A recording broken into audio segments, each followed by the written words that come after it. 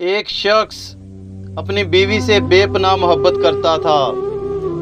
بدقسمتی سے بیوی کو جلد کی بیماری لگ گئی، جس سے دن بدن اس کی خوبصورتی بدصورتی میں ڈلتی چلی گئی۔ اس پر مصیبت یہ ہوئی کہ ایک حادثے میں وہ شخص بھی بینائی سے محروم ہو گیا۔ اب وہ اپنی بیوی کو نہیں دیکھ سکتا تھا۔ وہ دونوں اسی حال میں اپنا گزارا کرنے لگے، مگر خوش تھے۔ مگر بیوی کی جلد کی بیماری بڑھتی چلی گئی۔ وہ اتنی بدصورت ہو گئی کہ کوئی اسے دیکھتا تو کراہٹ محسوس کرتا، مگر اس کا انداز شوہر اسے لقمے توڑ توڑ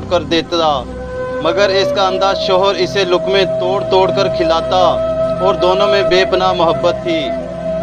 وہ سوچتی کہ اگر میرا شوہر اندھا نہ ہوتا تو شاید اس کے ساتھ نہ رہ پاتا، اور وہ اپنا آپ اس حال میں اسے دکھانے سے پہلے ہی میں مر جاتی۔ اور پھر اسی دوران بیوی کا انتقال ہو گیا۔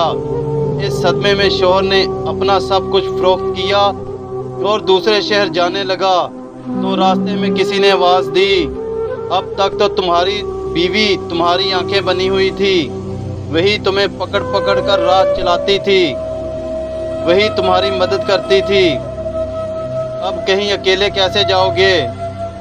اس شخص نے کہا، بھائی میں اندھا نہیں ہوں، اندھا بنا ہوا تھا۔